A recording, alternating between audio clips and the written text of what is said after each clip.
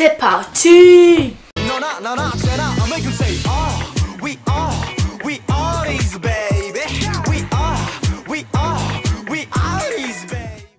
Bonjour les Unix, j'espère que vous allez bien. Aujourd'hui on se retrouve pour une nouvelle vidéo. Et comme vous avez pu le voir au titre de cette vidéo, aujourd'hui je reviens encore pour m'énerver. Les derniers mois, donc septembre et jusqu'à la moitié d'octobre, j'ai été extrêmement énervée par rapport à plein de choses qui se passaient dans le monde fabuleux qu'est la K-pop.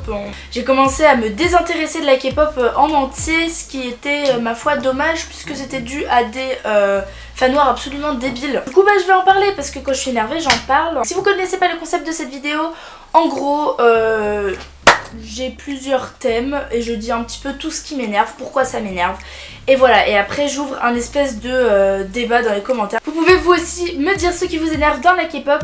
Vous pouvez dire aussi si vous êtes d'accord ou pas avec ce que je dis. Et je vous invite d'ailleurs, si vous n'êtes pas d'accord, à me dire pourquoi.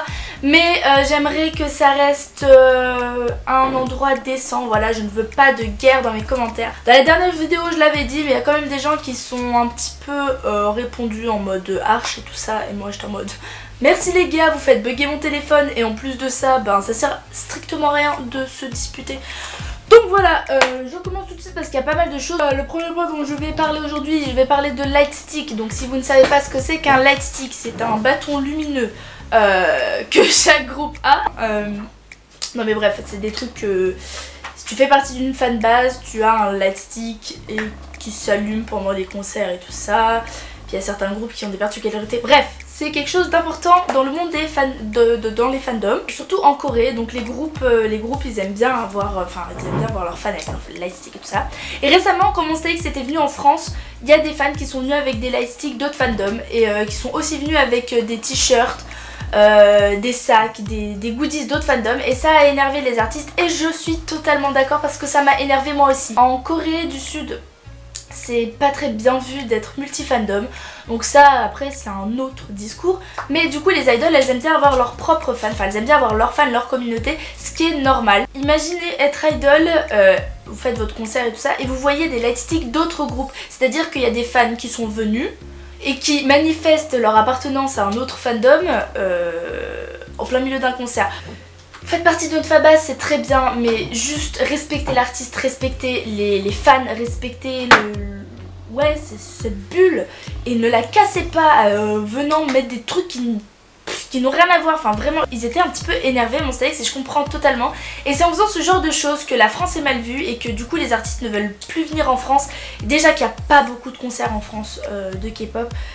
Si en plus de ça les fans elles abusent de plus en plus, on sera de plus en plus mal vu et du coup les agences elles vont dire on va pas aller là-bas. Il y a plein de gens qui ont fait des scandales parce que tel fandom avait volé la couleur de l'autre fandom. Enfin à un moment faut vraiment, parce qu'il n'y a pas 36 millions de couleurs qui existent, donc forcément il va y avoir un moment où deux fandoms vont avoir les mêmes couleurs pour leur lightstick, mais ça veut pas dire qu'un a copié l'autre hein. Et puis enfin je sais pas, faut arrêter de faire des espèces de tonnes parce que je trouve ça hyper superflu. Un lightstick c'est un bâton qui s'allume, enfin je comprends pas comment des fans peuvent aller aussi loin dans ce genre de choses alors que de base on est fan de l'artiste, de la musique qu'il fait, c'est tout. Le deuxième point que je veux aborder aujourd'hui, c'est les fans, la plupart du temps en coréenne, donc les fans coréennes qui s'immiscent beaucoup trop dans le travail des artistes. Je vais prendre un exemple pour que vous compreniez mieux ce que je veux dire. Si vous n'avez pas vu, il y a quelques mois, Pio du groupe Block B a fait ses débuts de solo. Donc il a sorti une chanson, voilà. Mais en gros il avait sorti des teasers de son clip. Et les teasers ont été supprimés parce que des fans s'étaient plaintes qu'il y avait des femmes à l'intérieur. Enfin bref, c'était n'importe quoi. Donc en gros, des fans se sont plaintes. Ils ont retiré le teaser, ils ont remonté le teaser, ils ont ressorti le teaser avec ce dont les fans n'aimaient pas, ils l'ont enlevé. Donc il y a ça et du coup dans le clip aussi ça a été enlevé et je trouve ça absolument dégueulasse parce que Pio, voilà, il travaille énormément sur ce qu'il fait, il travaille sur sa musique, sur ses concepts, sur tout. Et je me dis juste à cause de certaines fans qui se sont plaintes parce qu'elles étaient jalouses ou je ne sais quoi, ils ont dû tout refaire, enlever et du coup modifier le travail. Juste parce que des fans n'étaient pas contentes. Ça me dégoûte parce qu'il y a de plus en plus d'artistes où c'est comme ça. Du coup les fans elles veulent un certain concept, les fans elles veulent de certaines choses. Du coup il y a des groupes qui ne sont plus du tout comme ils étaient avant. Ils s'adaptent aux nouvelles fans et qui s'adaptent aux... Ils veulent plaire de plus en plus aux fans internationaux. Du coup ils font tous la même chose. Et c'est... Mais à un moment ça devient... Mais c'est que... On regarde des groupes et la seule chose qui change c'est le nombre de personnes qu'il y a à l'intérieur et le concept en lui-même il est vu et revu et revu et revu et ils font ça juste pour plaire aux fans. Je sais pas si vous avez compris mais en gros, enfin en fait ce qui m'avait surtout saoulé c'était Pio quoi. Je me dis il a travaillé et du jour au lendemain voilà tout est changé parce que les fans ne sont pas d'accord. Oh mon dieu, nanana.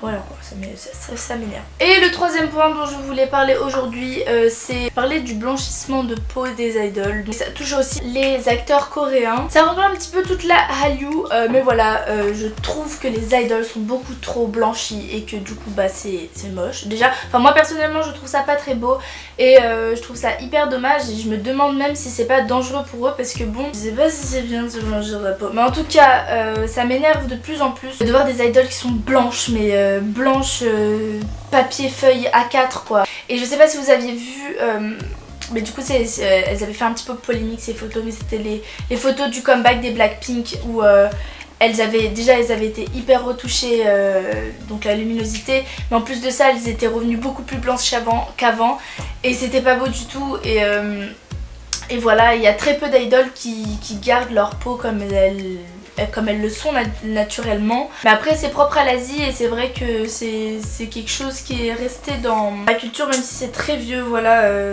le fait d'avoir une peau très blanche c'est synonyme de pureté, de richesse et de voilà, du coup bah, les idoles elles doivent avoir la peau blanche.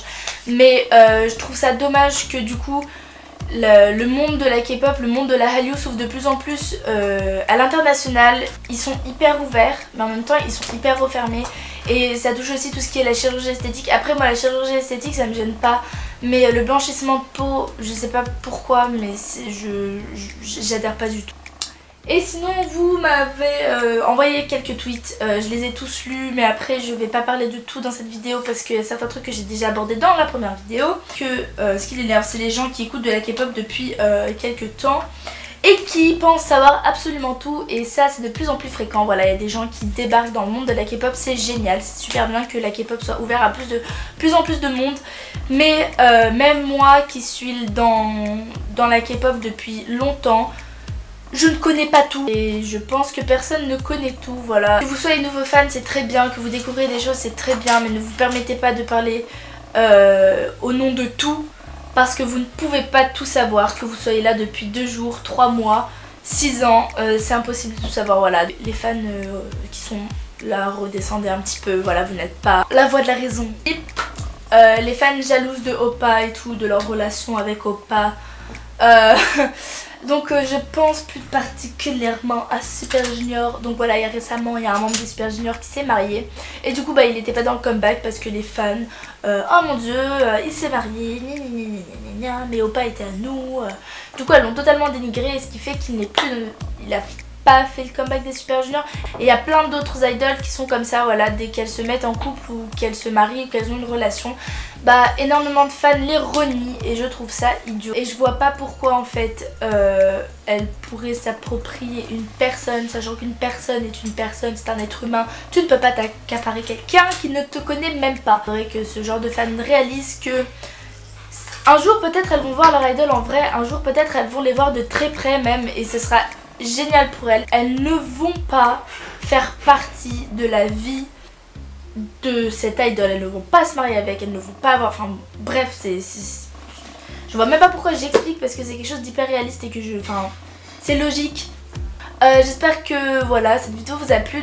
Je vous invite à rejoindre les commentaires et me dire plein de choses, voilà, de ce que vous en pensez en ce moment. Je me suis remise un petit peu à la K-pop, du coup je pourrais plus vous en parler. Voilà, c'est pour ça qu'en fait ces derniers mois j'avais pas fait trop de vidéos où je parlais réellement de la K-pop. C'est parce que j'avais arrêté d'être aussi dedans. Si ça se vide derrière moi ou si je ne poste pas de vidéo avant un certain temps, c'est parce que je vais déménager. J'espère que cette vidéo vous a plu. Si oui, n'hésitez pas à venir me rejoindre sur les réseaux sociaux. Voilà, vous pouvez aussi me parler de ce genre de choses sur les réseaux sociaux.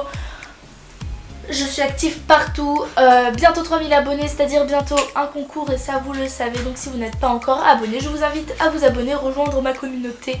Et je vous fais plein de gros bisous, je vous dis à très bientôt pour une prochaine vidéo. Bisous.